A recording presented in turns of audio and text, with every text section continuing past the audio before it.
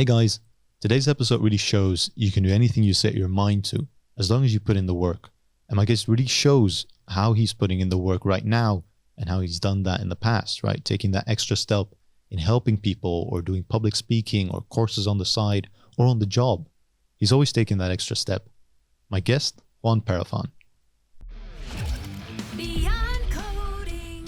Welcome to Beyond Coding, a dive into the world of successful people in IT. From your sponsors, Zebia, creating digital leaders. Here's your host, Patrick Akil. Juan, welcome. Hey, Patrick. How's it going, man? Good. Yeah? I'm very glad to be here. Awesome, man. Happy to have you. You showed me your portfolio and it was super impressive to me. Maybe we should show it on the screen on YouTube or whatever, but it's kind of a snake that has a complete trail and a complete roadmap of your journey so far and each course that you took, where you came from and where you ended up now. Why did you make that? Yes, so he's referring to a visualization that I decided to make maybe 3 or 4 years ago. Yeah. And the whole idea was I studied psychology, but I ended up working in data. Like I'm currently an analytics engineer.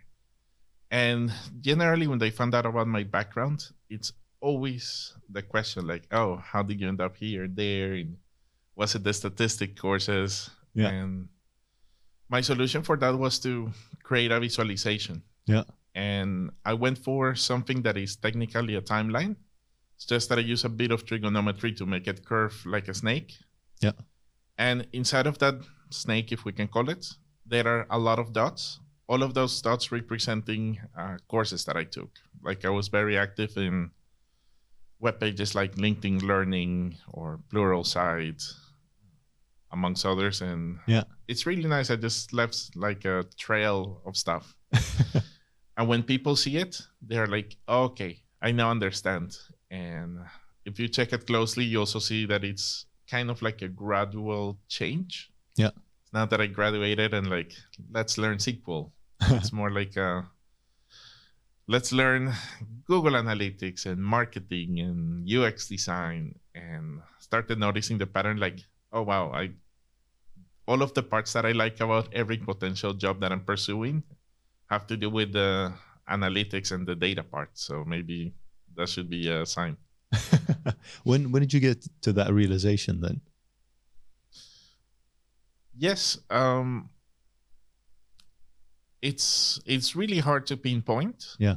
But when I first graduated, I decided to have 3 part-time jobs. Yeah. One of them was an unpaid internship in UX design. Yeah. The other one was digital marketing. And the other one was teaching. Back at the time, that was like my 3 things. I didn't know which one of them I wanted to pursue. And for example, for digital marketing, you do have to do quite a lot of upscaling because, well, marketing comes with its own terms, its own things. And I realized that I was liking the courses about analytics quite a lot, and that there was a massive gap in the market. So it was more like, I like this topic and I have a lot of economic and professional reasons to pursue this. Yeah. Yeah. The opportunity was definitely there. I think the first data course as such that I took, it was maybe more like an introduction to data science type of course. And I said like, nah, this is not my thing. Looking backwards must be really funny. Yeah. I mean, sometimes it goes like that, right? But I love that you kind of fanned out and had 3 jobs at the same time in kind of figuring out what you wanted to do. And obviously now marketing can be very data driven, the good type, UX as well, lots of research, lots of data. And even, I mean, teaching had its own data background, right? Yeah, correct. Yeah. I fully agree with the whole marketing and UX being a lot more data driven. Yeah. So then obviously the red line in between all those is data. And I love the trail now. Do you actually show it to people when they ask you, how'd you get from point A to point B? And now you're like, well, you can check out this trail. Yeah, it's interesting. So when I apply for jobs, I noticed that some jobs kind of took me a bit less seriously when they found out about my background, Okay. like my academic background. So I kind of had to show that as a, hey, this is the thing. Yeah. And it's also nice because it shows people that I spend a lot of my free time learning. Yeah. It's impressive. I mean, I saw it, and initially, I think a lot of people think, well, you just make a switch, and at some point you do that, and you learn on the job or do whatever. But all those single dots, well, just need to check it out, I guess, online. They're all courses, and they're all like a lot of time was spent on following that courses and actually doing the work to get where you are now. I was impressed, man, for sure. Oh, thanks. Yeah.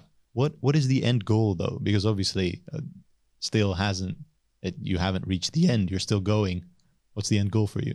Correct. I just have 5 years of experience, technically. Being very introspective with myself, I just want to become really good at my job. Yeah.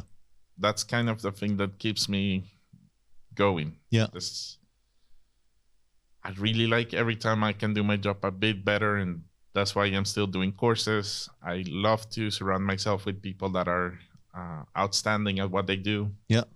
Especially if it's a field in which I want to grow at. Yeah.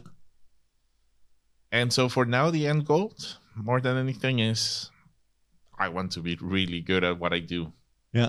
And, in the world of data, it's quite tricky because you need to be a really good software engineer. Yeah. You need to be good with math, good with stakeholder management, communication, strategic thinking.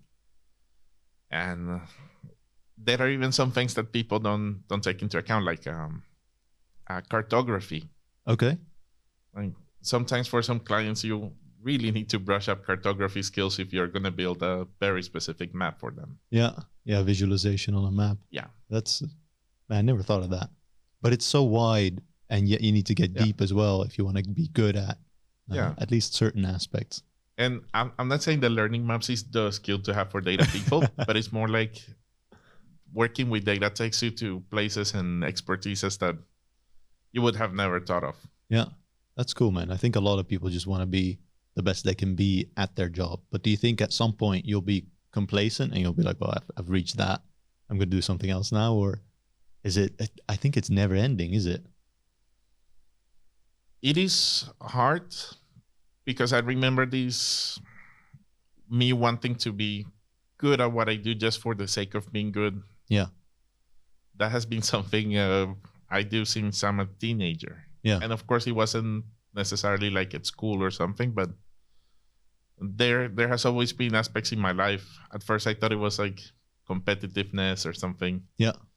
Now I'm just like, fine, that's, I guess, a personality trait. Yeah. And sure, it can happen that maybe I get tired of something professional and then I decided to, I don't know, become really good at gardening. But yeah, that's perhaps something. Yeah, that makes sense. I mean, a lot of people have that internal drive, right? And some people need some external factors for it.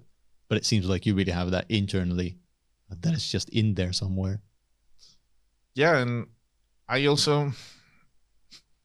remember one time, one of the friends of my parents came to me and said, like, oh, I wish my kid was like you, the studies and this and that, but he only wants to be a musician. I'm like, well, but that's the thing. It's just unfair. This is what I want to do. Yeah.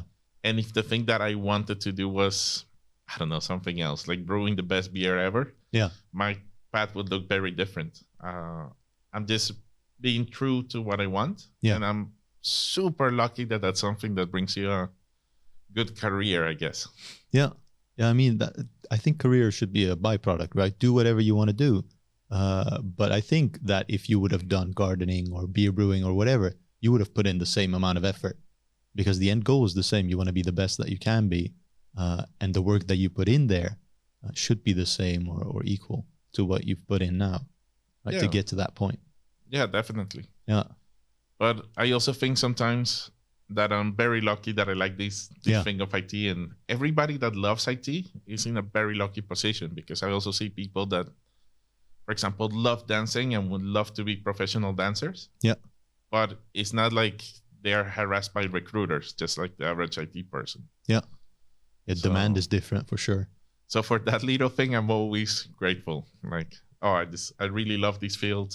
That comes with a lot of really cool opportunities. Yeah, I like that. Sometimes you need to step outside of the day-to-day and just think of, well, what's going on in the world and where am I in kind of this grand picture that's there. And I agree, we're very, very lucky to be here. That's pretty cool. But let me think about this. I lost my train of thought, actually. Yeah, man. What were we talking about? Gardening, beer brewing, data science. That end goal. How do you plan to reach it? Because you're still following a lot of courses, right? 5 years down the line, at some point you're going to reach it. Is it still doing what you're doing right now? Well, it's really hard to tell, and I don't necessarily believe in plans that are longer than 5 years into the future. But I see a lot of my colleagues, some of them that have been working 10, 15, 20 years. Some of them have been very active in pursuing, like, becoming really good at what they do. And I think that's still very inspiring. Yeah. And it's not like I can promise that I'm going to grow old doing exactly the same thing and becoming the very best at it. But for now, that just drives me, and I'm very passionate about it. Yeah. I get that. How do you think other people should get to that point where they're like, all right, this is my thing. This is the thing I actually want to pursue, so that they can get to that point? For me, it took quite some time, actually, to be like, okay, this is what I want to do. And then still, as you say, it's not a 5-year plan. I look not that far ahead into the future. For me, it's like a 1 or 2 year thing or a 3-year thing. And then I might pivot, or I might do the same thing. But it's taken some time to get here. I agree. What I generally tell students, and also what I did personally, was to not fully dive into something. Yeah. Like, if you check my career changes, they are quite gradual. It's not that I just woke up one day and like quit my job and started a traineeship or something. Yeah. Which I completely respect people that do that. But at least how I did it, and maybe something that I think is wise, is I studied psychology. That was just a fact. By the time I was done, I knew that that's not what I wanted. Yeah. So I just looked into the market, just linking everything. Like, what are the jobs that people are asking for that might be possible for me to get into? Yeah. And you just try to marry what you want to do with what you currently have. I thought that marketing was a really nice bridge into, I really like this research and analytical side, but these are my current skills. So I think if I land this job and I just keep on going deeper and deeper into the data side, eventually I will end up in the other side. Yeah. But yeah, that was the strategy for me. Okay, yeah, I hadn't realized that it's not like a coin flip, right? You don't make that switch overnight. Some people do, sure. Some people do. That's the thing. But I like the more gradual approach, right? Because then you can just tread the waters, see if you actually like it, and then go a bit deeper, right? Get comfortable in the water, go a bit deeper. And at some point, I think you're now swimming in the ocean of data science. But that's how you end up there. Correct. Well, I don't consider myself a data scientist. Yeah. But regardless, I think it's a podcast on its own. What exactly is a data scientist? What's the nuance there then? Because you're an analytics engineer and not necessarily a data scientist, right? Correct. So there are generally 3. Under my understanding, let's just put it. If you disagree, that's also fine. Sure. There are 3 big data jobs. Yeah. There are the analyst, which generally do 50% of their time data, 50% some more expertise, like sales analyst or marketing analyst. And those people kind of bring data to stakeholders, and their job is to make things more, bringing data to people in one way or another. There are the data engineers, which are kind of like, in an analogy, the people that build the car and not necessarily the drivers. And there are the data scientists, which sometimes they bring data to people, sometimes they build the pipelines, but generally they focus a lot on statistical modeling and machine learning and deep learning. Yeah. And what is really beautiful, because these jobs are not necessarily like hard lines, is that we are seeing a lot of jobs that are in there to fill in the gaps that happen between two of these ones. Okay. We have like decision scientist, which Yep. is a bit of an analyst and a bit of a data scientist. We have machine learning engineers, which is data engineers and data scientists. And Yeah. finally, you have my role, which is analytics engineer. Yeah. And how that looks is sometimes I'm coaching analysts, like showing them some of the really cool things that data engineers are building. Yeah. But sometimes I also handle problems that a data engineer wouldn't really know how to tackle. Like if a company is using a certain tool that is just without naming any big tools or something, let's keep it very simple. Very few people would know how to guide Excel users in the data world. And it sounds paradoxical. Because most data people say Excel is that thing that non-data people do. Yeah. What I do is Python or this or that. But at least me personally, I believe that even if I would never choose something like Excel for my personal project, there is a lot of value in meeting analysts or meeting people that use Excel halfway and show them, okay, if this is what you want to do, let me show you some better practices. Let's make sure that you don't send these Excels via email, show you that there are protected ranges, that you can automate some of that work. So if I had to summarize what I do is sometimes building data pipelines, which is very technical, and sometimes coaching analysts and coaching people that kind of need data but are not necessarily data people. Yeah, that makes sense. You're right in that sweet spot between actually doing the data analysis and doing the engineering part that comes with it as well. Indeed. Why not the data science part then? Because you've laid out kind of the three major topics, let's say, and you're right in between of two of those. But the third one, you kind of brush to the side and you're like, no, well, that's not for me. The thing is, there are a lot of things. The first one is if you mess with data science, like the world collapses. So I'm also keeping some hate away from your show. Sure. But no, the truth is, I personally, me, like almost every data person ever, or a lot of programmers even, there was a time in my life where I thought like, oh, data science, that's the thing. And you start learning and taking courses and you do your own Kaggle competitions. Yeah. I think most data people at one point or another have flirted with the idea of getting deeper into data science. What kind of deterred me from it is I really don't like optimizing models, and it feels irresponsible not to do it. Okay. So let's say you build a model, just how it comes out of the box, 4 lines of code that does something. Yeah. And in theory, you should know some of the mathematical base, or you should know how to brute force the model into being a bit better tuned. Yeah. I thought that process was a bit boring. The whole iterating here, doing a little change, no, this, that, no. And it also felt to me a little bit irresponsible to keep on doing it without fully knowing the math behind it. Yeah. So without having the full understanding, just tweaking it for the sake of tweaking it and optimizing it, without actually knowing what makes it better and what makes it worse. So it's not per se that I don't like it as a field or anything. I truly respect the people that do it. Yeah. But to me, it didn't seem very appealing.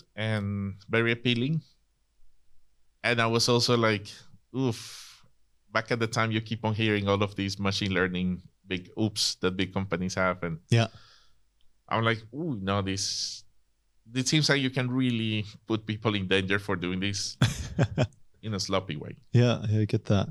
And I never looked at it like that, because I come from information science background. I did a bachelor in that. So I did a lot of information visualization, right? And also some data science stuff. But as you said, right, you get the theory of how it works and how it should work. but there's a lot of theories and there's a lot of different practices that you can follow.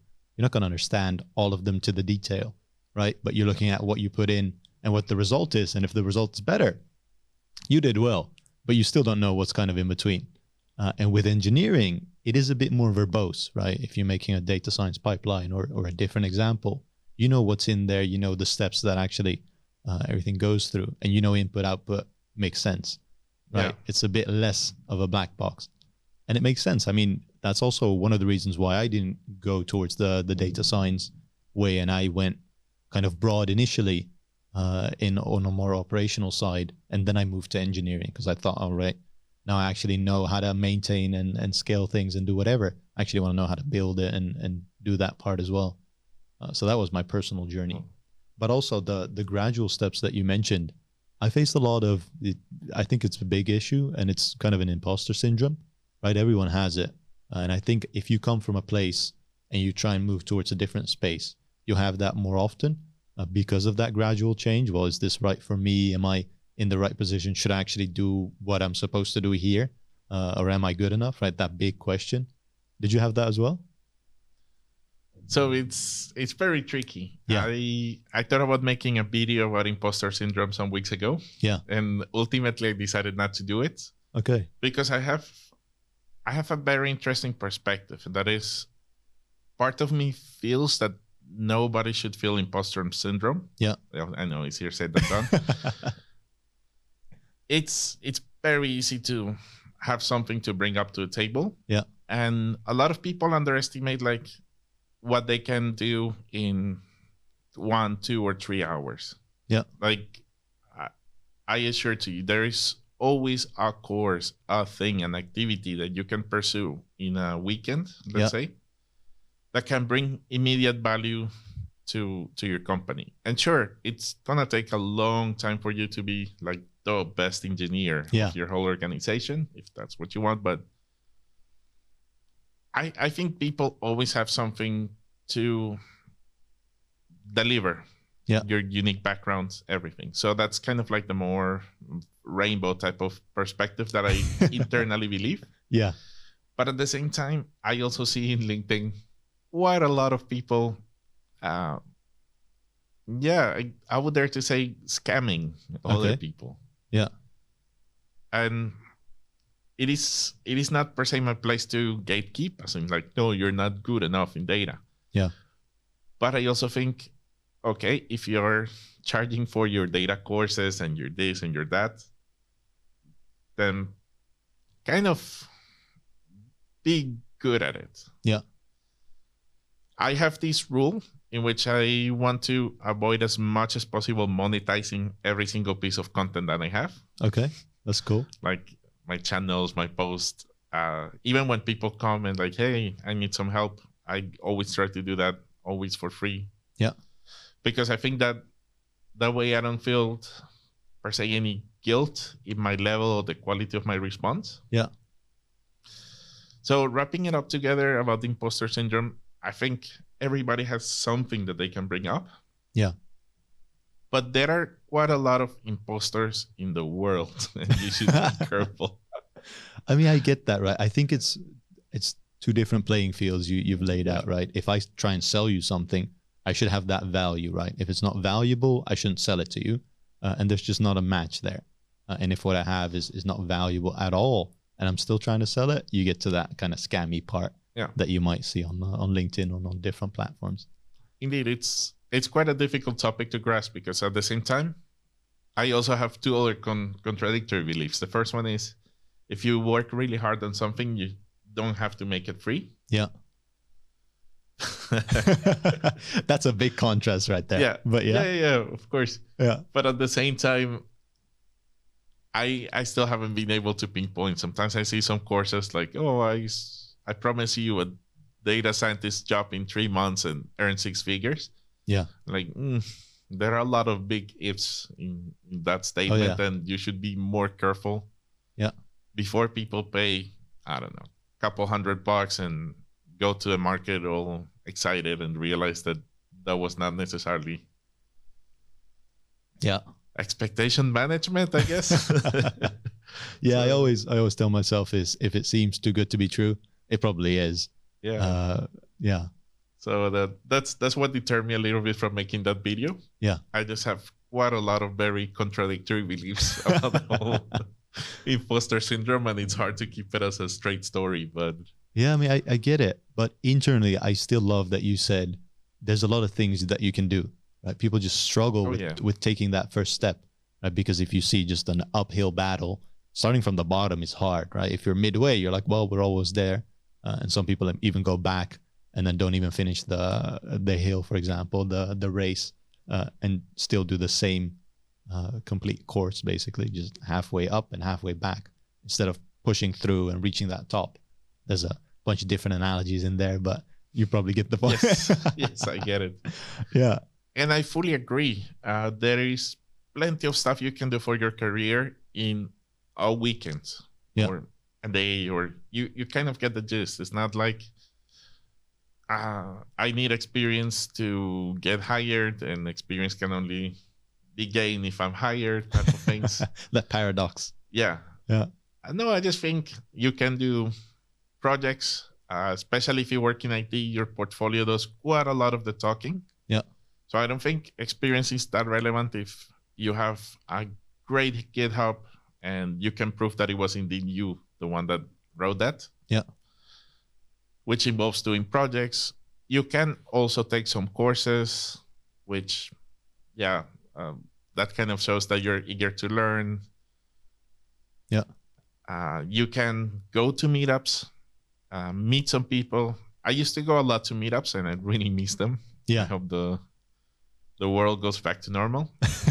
Because I just had the goal, like every time I go to a meetup, I need to meet at least 3 people. Yeah. And you network, and they don't necessarily become your best friends, but then you see them go from company to company, and later in the future, one of them needs something from you, needs something, and just out of going to that meetup and stretching yourself to say hi to a stranger, some really cool things could happen. Yeah. And those are probably like the most passive things in the whole spectrum. You can, of course, organize your own meetups. I've done it. I cannot recommend it enough. Yeah. You can make your podcast. You can post on LinkedIn, on Medium. And one thing that a lot of people don't realize is it also doesn't necessarily have to be you. Yeah. Just reach out to organizations or stuff like, hey, for example, meetup groups or open source organizations. Like, hey, I see that you're doing quite a lot of cool stuff. Can I help out? Yeah. For example, when I was organizing a meetup, the first meetup I organized was the data visualization meetup in Amsterdam. And some people reach out to me like, hey, can I help you out with this? And I'm like, sure, we need a sponsor and speakers. Yeah. And and that person helped me out to find some speakers, and it was great. Yeah, that's nice. So you can be very ambitious and start the whole thing on your own. Yeah. But you can also come help somebody make an initiative even bigger. And every single thing that I've been mentioning as an example is things that have an impact on your career that you could do within a week. Yeah. Well, maybe not organizing the whole event, but helping out. Yeah, of course. Yeah. Even reaching out is a first step towards doing something, right? You've laid that network line, and you know someone new now, and you can actually work towards the same goal in helping that person out. Correct. One of the things I really believe is we need more people in the world willing to help as in a selfless way. Yeah. You can put it that way. Just for the sake of helping someone reach their goal. Yes. Reaching that together. Yeah, correct. If you see a really cool initiative, and it can be anything, a YouTube channel, a charity, whatever, just reach out to them with something as little as a compliment. Yeah. Like, get out of your way to really tell them, hey, I appreciate that you're doing this work. That can make a huge difference. Yeah. And if you take it one step further and you're willing to help, as in hey, happy to donate some of my time, my money, refer you to some people. I know this person that could be a great speaker for your show. All of those little actions make a massive difference. Yeah. It sounds like you've done that in the past as well a lot, and are probably still doing it. Has it come back to you, let's say in a good way, that you've helped someone out in the past? Yeah, Definitely. I can imagine. So what's a good example of that?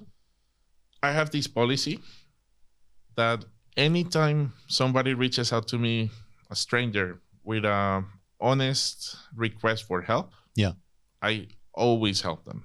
And some people on LinkedIn are like, hey, I'm having trouble with this Tableau thing or this BigQuery thing, or sometimes it's not even my expertise. And I'm like, okay, let's see together. Sometimes they ask me about more career advice or can you check my CV type of things. I always try to make time for that. I think I've seen you do it. I think I've seen. I don't have any experience, but we can try and figure it out together in a Slack message somewhere. That's pretty cool. I get that. True. And also one time I was organizing a project on my own. Well, let me tell you, it was a Toastmasters club. And Toastmasters is just this organization where people practice public speaking. And I noticed like, whoa, a city like Amsterdam has, I think still has quite a lot of clubs. These people are amazing. Let's make an advanced club where more advanced members come and learn from each other instead of giving so much to new people. Okay. And it was a project that lasted like a whole year. I think COVID really put the last nail on the coffin. Oh, no. And it's fine. What I can really tell you is I noticed which people were there helping selflessly. And I really appreciate that. Right. It's something that I've naturally been doing.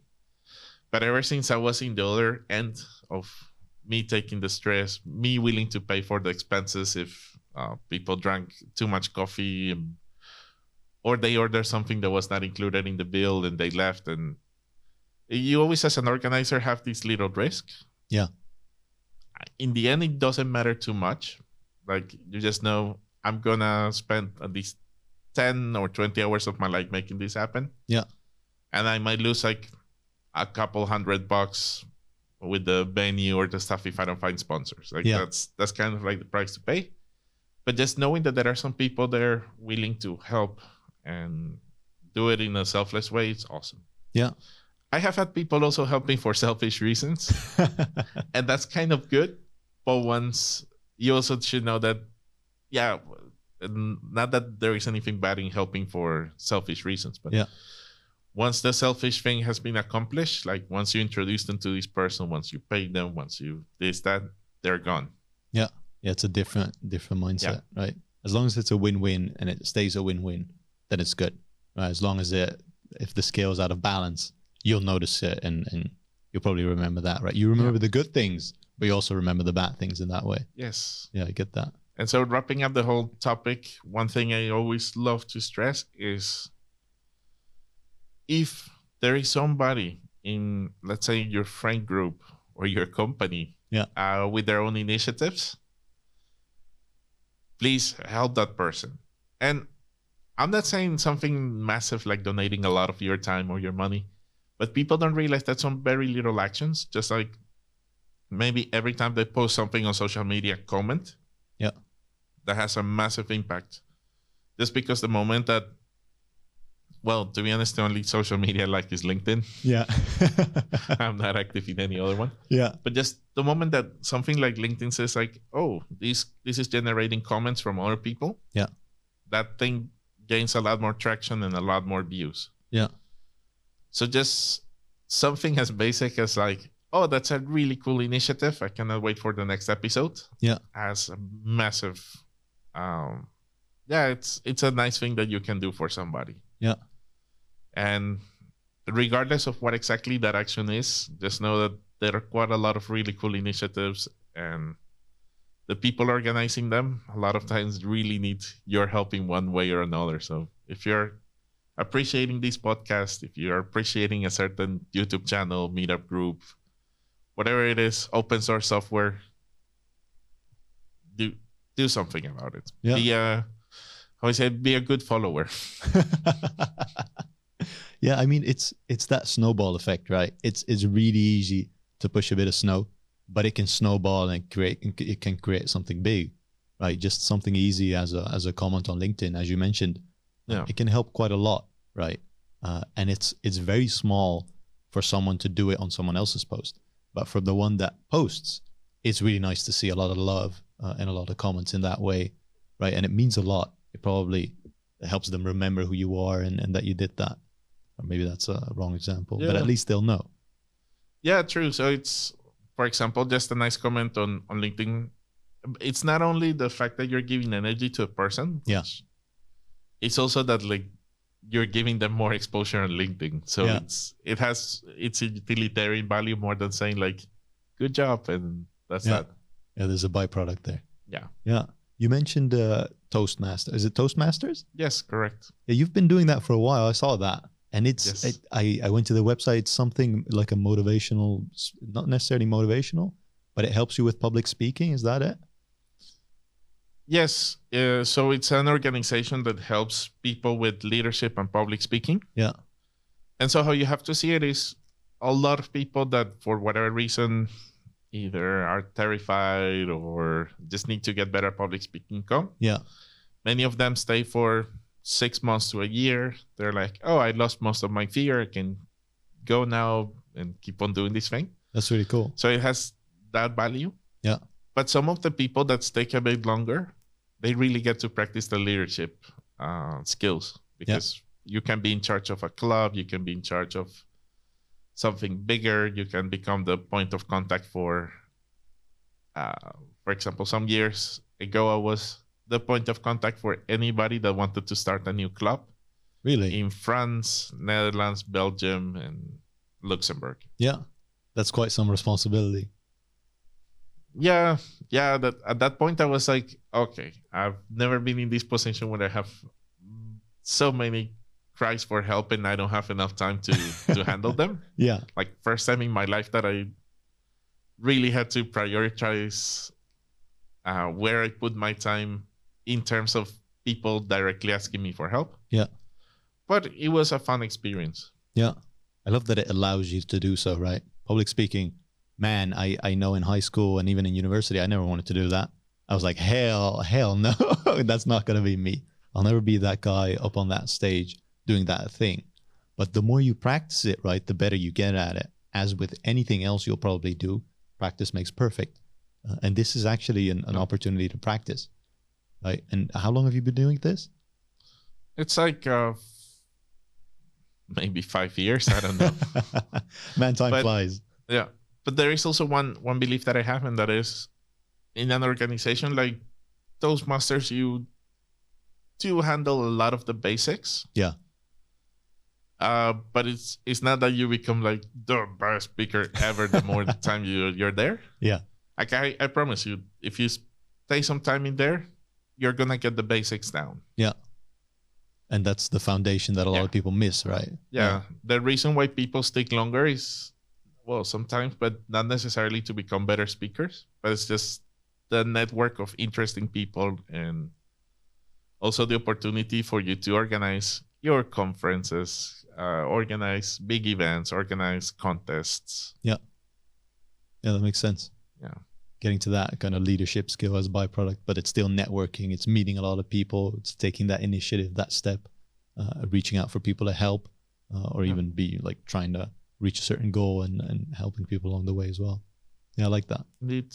Yeah. And one thing that I really like about that community is there are a lot of people that just think of an idea and then suddenly they materialize something crazy. Like there is this lady, I think, from Italy. Yeah. That thought like, wouldn't it be cool if all of the Toastmasters Club in Europe go together on a cruise?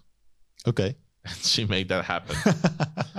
And it, of course, involves, once again, a lot of people saying, hey, I like your idea. I'm going to help you.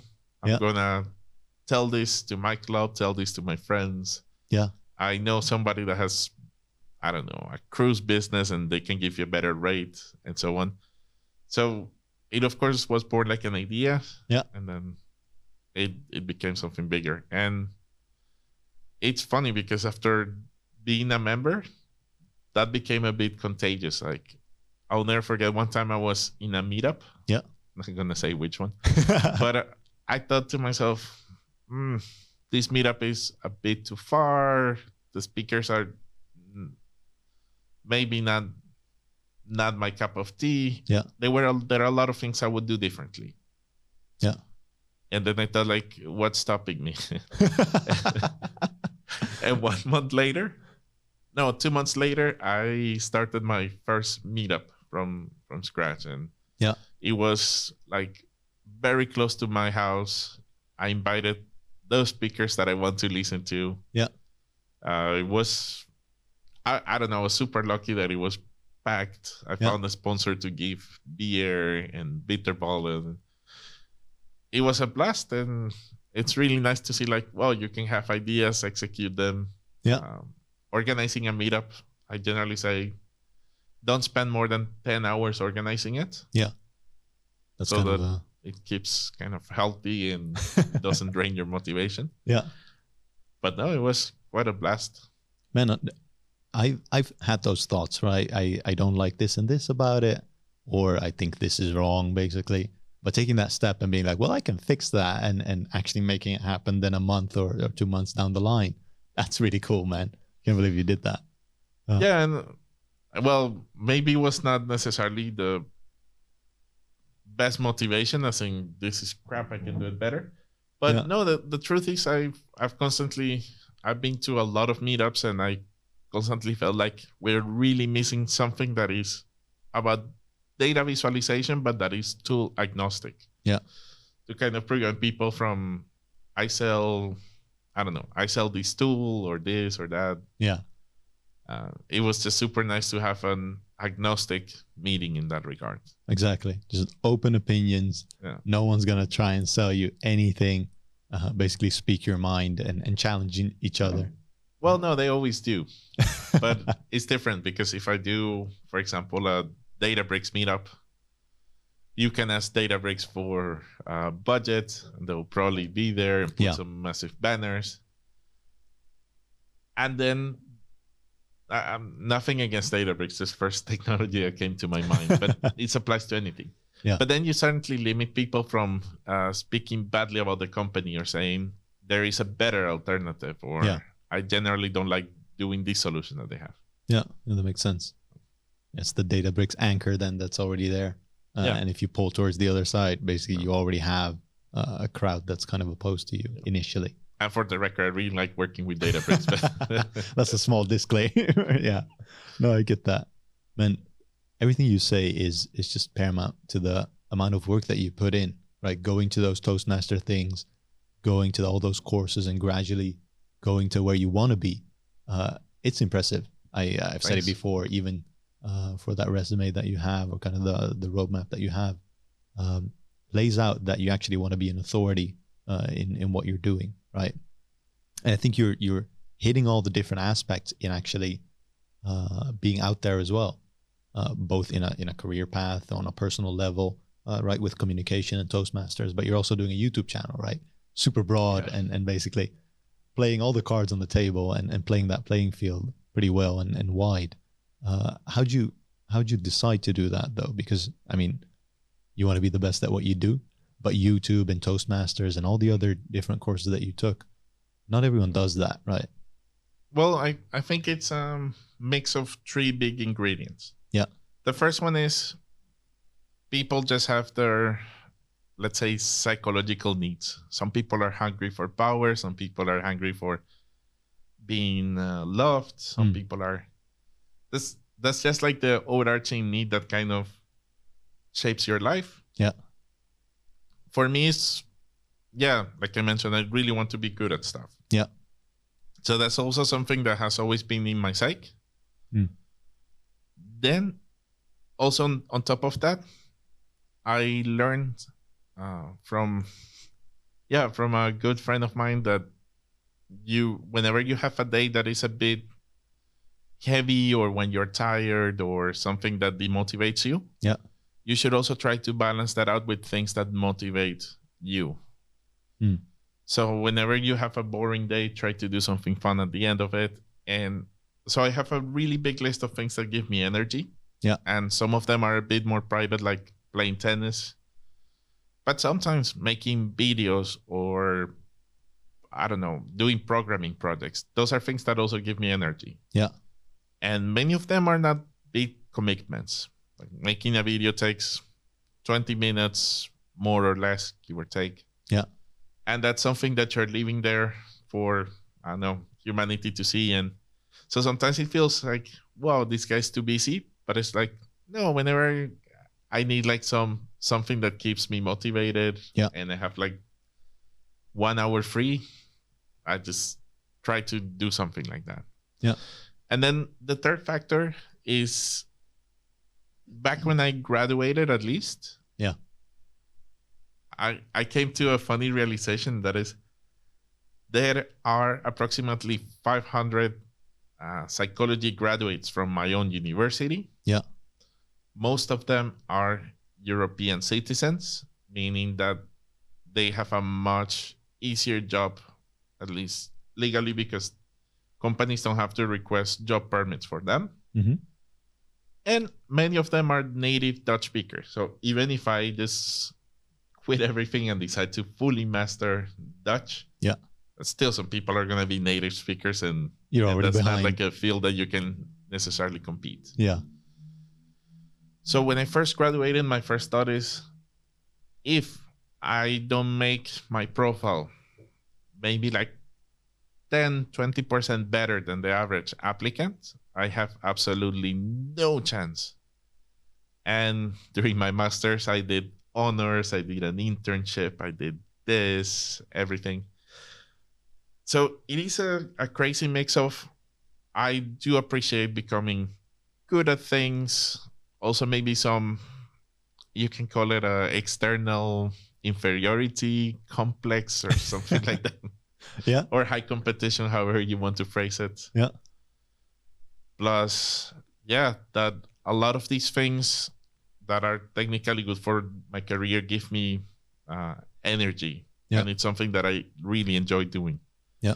You mix all of that in a pot, and all of a sudden, cool things happen. Yeah, I like that. So it starts with internal motivation, right? You need to have that from inside of you. Then you have kind of energizers that you laid out, playing tennis, video games, things that you get energy from. Exactly.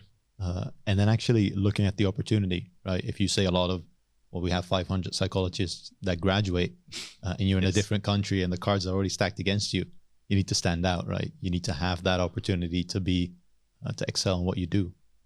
And I love that you found that niche in that finding a job in which you do that job also energizes you, right? That's just an accelerant. That's how it should be. True. It's a job that really, it just favors people that are very passionate about what they're doing, that really like to learn new things, explore new things. Yeah. And there is so much to learn that it's not something that you can be onboarded in a month boot camp and everything you need to know about the job is there. So I notice a lot of people, I don't feel that I'm especially like, I don't feel like very special in this field, because you see a lot of great stories. It's just, IT is a field that tends to attract a lot of very interesting, dedicated people. Yeah, that put in the work. Right? Yeah, it starts with that, and that's how you get where you end up. True, and I can swear to you, I've been very dedicated for the 5 years of my career doing stuff, but I also know some people have been very dedicated for 10, 20, 30 years, and it's also super fun. Yeah. To meet those people. It's not always rainbows, right? Everyone has their ups and downs. It's just you need to keep going, basically. That's the only thing. You need to keep going, and at some point you'll make it. It's that long-term game. Definitely. And it's true. It's getting started at first can be very challenging. Yeah. But taking that first step, you just need to do it. That's what it comes down to. Yeah. But going back to some other topics we spoke, sometimes I see people that I just quit my job and I'm going to become a data scientist. Yeah. Well, nothing is stopping you from getting any day. Let's say that you work in sales and you want to become a data scientist. Why not doing a transition as a sales analyst, become really good at the foundations of data, and then keep on getting closer to what you want? Yeah. And you're also in a privileged position because your lack of experience in data is not seen as a really big problem, considering that you already have sales experience or whatever it is that you're doing as a career transition. Yeah. I understand some people just need to do it and completely quit and completely do the career change. Yeah. But the strategy that I took, and I just want to invite everybody considering career changes at this moment, it can also be gradually. Yeah. And I think it's more healthy, right? It doesn't have to be a radical coin flip. And you're like, I quit everything. I'm done with this. And now I'm going to do something else. Yeah, maybe it's good to phrase it like that. Like, it doesn't have to be a radical coin flip. Exactly. Right. That's not the only way you can make that happen. Yeah, I know some people that did it and it worked out super well for them, but there's probably also a few people that it didn't work out for, right? That happens. Yeah, of course. It's like like most entrepreneurs saying like, oh yeah, I'm my own boss, and well, without like pinpointing at entrepreneurs, generally they constantly bring up the examples of people that made it. Yeah. But it's funny, we don't necessarily speak like that about musicians. Yeah. Like, we don't say like, how come you're not a rock star if you're playing guitar, or like, sure, you should definitely become a musician because some people become absurdly rich at it. Yeah. And also, once again, it's not against anything against musicians or entrepreneurs. Yeah. The point is, in some fields, people overestimate or just overly fantasize about the people making it big. Yeah. Happens quite a lot in, I think, entrepreneurship. Yeah. And sometimes people just completely dismiss your chance of you making it, which happens a lot to people in the arts, any type of arts. Yeah. Yeah. I mean, there's probably, you should have an end goal, right? Kind of. Doesn't have to be very concrete. But as long as you put in the work and you're happy with the work and the progress and everything, you'll get there, right? You'll get to that end goal, or it'll shift and you'll make it somewhere else. Doesn't have to be, I'm going to be a billionaire, right? A lot of people can think that, but not everyone achieves that. I think there's a few hundred in the world, I guess. That's just a random statistic. Don't quote me on that one. But a lot of kids have that thought. I had that as a kid. And I'm not going to become a millionaire, probably. And I'm fine with that, right? You can be complacent in what you have and still happy with what you can achieve. Yeah, and this might sound a bit too psychologist for my liking, but it really comes down to knowing what is the psychological need driving all of this in you. Yeah. Why exactly is it that you want to become rich? Yeah. My advice is just know what exactly it is, the thing that is driving you. Yeah. And it can be as shallow as like, I just want to be loved, or I just need a lot of power to be happy.